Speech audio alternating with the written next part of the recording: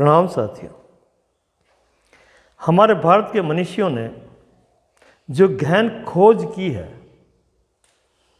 वो शायद विश्व में कहीं नहीं की गई। इसलिए हमारे भारत के ऋषि कहलाए, विद्वान कहलाए, मनीषी कहलाए, यानी कि मन की अंतरतम गहराई को छू करके बाहर निकले हैं, वो अनुभूत करके निकले हैं। और वहाँ क्या क्या प्रक्रियाएं होती है, कैसे होती है, उसके परिणाम क्या होते हैं, किस ढंग से होती है, कब तक होती है, सारी खोजबीन मन की गहराई में उतर करके खुद महसूस करके फिर हमें विदित किया है। उन मनुष्यों को धन्य है।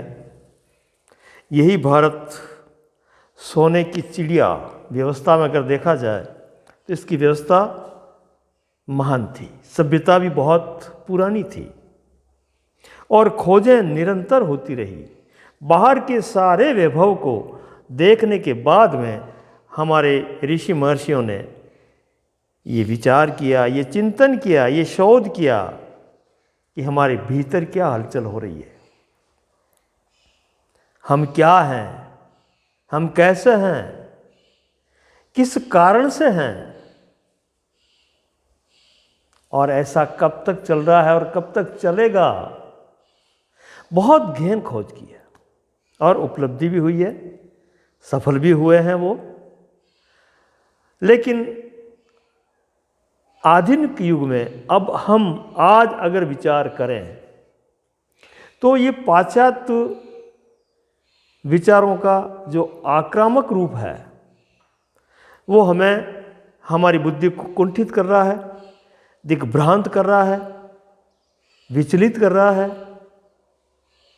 और भयभीत कर रहा है। हम शांत नहीं हैं, विचार करने में भी हम निर्भय नहीं हैं। हम किसी कारण को लेकर के विचार करते हैं, किसी समस्या के समाधान को लेकर के उसमें उलझते हैं, लेकिन जो शांति से, बिना अकारण शांति से एक जो निर्बाध गति होती है वो हमें आजकल देखने को नहीं मिलती है। खैर, बात बहुत लंबी हो जाएगी। हम जिस विषय पर आना चाह रहे हैं कि उनकी शोध, उनका अन्वेषण, उनका चिंतन कितना गहरा था, इस बात को लेकर के हम कुछ समझना चाहेंगे और आप साथियों के साथ में इस बात को मैं थोड़ा अपने ढंग से कहूँगा। आपसे भी अनुरोध है कि आप भी इसमें सम्मिलित होइए और हम परस्पर एक दूसरे के विचारों को सम्मान भाव से, आदर भाव से देखते हुए बड़ी शांति से अन्वेषण करें। और ऐसे होता था पहले, जिसको हम आज सत्संग नाम देते हैं, वो पहले इस भीड़ भाड़ में या तर्क वितर्क में या वाद विवाद में उलझ करके नहीं होती थी। वहाँ पहले जो भी होता था ऋषि परंपरा में, हमारे ही देश भारत में, भारत को बार बार प्रणाम है मेरा, बार बार नमन है। और जो भी भारत में है उन सबको नमन है, क्योंकि यहाँ का वातावरण, यहाँ के संस्कार, यहाँ की शिक्षा दीक्षा, यहाँ के जीवन का जीने का ढंग बहुत ही गहरा और बहुत ही आनंदप्रद है। इसलिए मैं बार बार प्रणाम करता हूँ। हाँ, तो हम चल रहे थे कि कैसे उन्होंने बहुत ही गहन विषय को देखते हुए उसके अंदर प्रवेश किया। उपनिषद काल की याद दिलाता हूँ मैं आपको। उस समय एक अनुभवी और एक जानने वाला, एक जिज्ञासु, अनुभवी और जिज्ञासु दोनों साथ साथ बैठ करके बड़ी गहराई से किसी विचार के साथ, किसी विषय के साथ, किसी तथ्य को प्रामाणिक रूप से जानने के साथ बैठ करके चिंतन मनन करते हैं। और वहाँ से जो धारा निकलती उसको हमने उपनिषद काल नाम दिया। उपनिषद का अर्थ ये होता है कि निषद का मतलब बैठना, उप का मतलब पास में, पास बैठ करके अब ये पास पास बैठ करके शरीरगत ही नहीं है, बल्कि उनका मन भी पास पास है, उनकी विचार पास पास हैं, उनका हृदय पास पास है, उनके भाव, उनकी संवेदना सब पास पास है, एक दूसरे से सम्मिलित, एक दूसरे में ओतप्रोत है। और फिर जो बात हो रही है वो संवाद हो रहा है, एक हृदय से दूसरा हृदय, एक भाव से दूसरा भाव, एक विचार से दूसरा विचार, गहराई से समझ रहा है, जो का त्यों समझ रहा है। और ये जो उपनिषद काल के समझने की और बातचीत करने की और अन्वेषण करने की जो परिपाटी थी, वो आज हम करीब करीब भूल गए। हम जो है डिग्रियों के चक्कर में, किसी पद के चक्कर में या अधिक अर्थ के चक्कर में इस शिक्षा को एक साक्षरता की तरह कुछ शब्दों का जोड़ तोड़ बिठा करके और चलते हैं, लेकिन जो गहनता में उपनिषद काल में जो हुआ था वो आज नहीं हो रहा है, उससे हम वंचित हैं। उस समय होता क्या था, अनेक उपनिषद निकले हैं जिनके कुछ विशेष नाम मैं आपको बताऊं। तैत्तिरीय उपनिषद, मुंडकोपनिषद, मांडुक्य उपनिषद, छांदोग्य उपनिषद, ईशावास्यो उपनिषद, बहुत से उपनिषद, 108 तो मुख्य गिने जाते हैं, लेकिन और भी थे। उनका अध्ययन करना चाहिए, बहुत जरूरी है, तभी जाकर के हम भारत की जो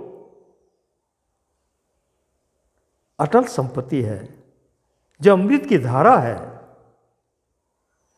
जो गहन विषयों का अध्ययन करके जो सारपूर्ण है, उसको हम ग्रहण कर सकते हैं, वरना हम अछूते रह जाएंगे।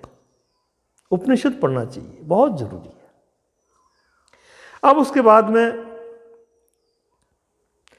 कुछ जो अच्छे मनीषी और विद्वान थे, उन्होंने वाद भी प्रस्तुत किए। उन वाद में उन्होंने जो है 6 दर्शन का प्रादुर्भाव हुआ। 6 दर्शन, दर्शन का मतलब वो आमने सामने हुए हैं। उन्होंने, जैसे हम इंद्रियों से किसी चीज का प्रत्यक्षीकरण करते हैं, उतना ही सटीक, उससे भी अधिक स्पष्ट रूप से उसको देखा है, महसूस किया है, उसको जिए हैं वो। ये है दर्शन। तो 6 दर्शन का प्रादुर्भाव हुआ। सांख्य दर्शन जो अध्यात्म की गणित कहलाता है, सांख्यिकी कहलाता है, उसका कपिल ऋषि ने प्रादुर्भाव किया। जो अपने 25 तत्वों की जो बात है, गणना की जो बात है, जहाँ पंचीकरण की बात है, पंचभूत कहाँ एक दूसरे में मिलजुल करके और कहाँ घटा बढ़ी करके क्या क्या बना देते हैं, क्या योग संयोग से क्या क्या नई चीज़ें रचित होती है, वो सब बातें सांख्य दर्शन समझा रहा है। और बहुत ही सुंदर ढंग से वो सांख्य दर्शन आज भी वैसा ही है, आज भी उतना ही खरा है, उतना ही प्रामाणिक है। आज भी जो विज्ञान, भौतिक विज्ञान है, उसने चाहे नाम उसका अलग दे दिया हो, लेकिन वही बात, वही प्रमाण, वही सूत्र आज भी लागू है, आज भी काम के हैं, आज भी काम दे रहे हैं। कितनी सदियों पूर्व सांख्य दर्शन, कपिल ऋषि। जो अणु परमाणुवाद की जो थ्योरी है ना, अणु परमाणुवाद, वो कणाद ऋषि द्वारा प्रणीत है। कणाद ऋषि, हमें अचंभा होता है आज भी कि कणाद ऋषि का कहना है, जबकि उस समय क्या पता कोई साधन होंगे या कोई यंत्र होंगे या न होंगे, इसका हम नहीं कह सकते, लेकिन बड़ी गजब की बात है, बड़ा विचित्र सा लगता है। उन्होंने कहा था कि त्रस रेणु से सृष्टि का निर्माण हुआ। त्रस रेणु, 3 बिंदु जो बड़े ही सूक्ष्म थे, जो इन अपनी इंद्रियों से देखे नहीं जा सकते, लेकिन उनमें प्रक्रिया चल रही है। उस तरस रेणु से फिर सृष्टि का निर्माण प्रारंभ होता है। और वही बात आज विज्ञान कहता है, वो भी 3 की ही बात करता है, हाँ? Electron, proton, neutron. और जब उसमें से रेंज निकालता है तो रेंज भी 3 की ही बात करता है, अल्फा, बीटा, गामा। इसी बात को हमारे ऋषि कणाद ने कितनी सदियों पूर्व घोषित कर दिया, जो आज भी चल रही है। ये परमाणुवाद ऋषि कणाद ने निकाल दिया, वैशेषिक दर्शन। तो इन सब बातों को कहने के पीछे मेरा मकसद ये था कि ये करते करते करते वेदांत दर्शन लास्ट में आता है, अंत में। और अंत में आने से क्या हुआ कि जितने भी सारपूर्ण चीजें थी उन 5 दर्शनों की, वो सब किस में समाहित हो गई? वेदांत में। और वेदांत जो कहता है, ऐसा लगता है कि उसने सब कुछ कह दिया। यदि हम समझ सकें तो कुछ भी कहना बाकी नहीं रहा। उसी वेदांत को लेकर के हम एक एपिसोड शुभारंभ कर रहे हैं इसका। उसका नाम रख रहे हैं पंचकोश।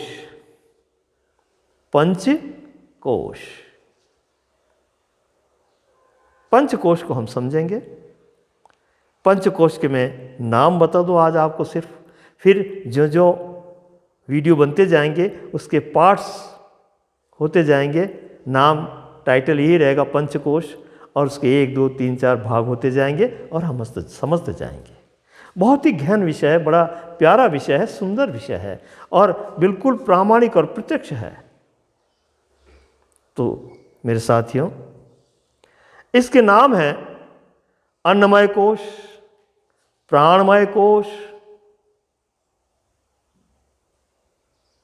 मनोमय कोश, विज्ञानमय कोश, आनंदमय कोश। पंचकोश। पंचकोश का मतलब 5 ऐसे विभाग हैं जो किस ढंग से आज तक काम कर रहे हैं और उसकी कैसे गहनता में ये ऋषि, महर्षि, मनीषी उतरे हैं और कैसा इन्होंने सुंदर वर्णन किया है, हम अपनी क्षमता अनुसार समझने की कोशिश करेंगे। तो आज शुभारंभ करते हैं और फिर दूसरा जो वीडियो बनेगा वो पंचकोश पर ही आगे चलता रहेगा और हम समझते जाएंगे। धन्यवाद, प्रणाम।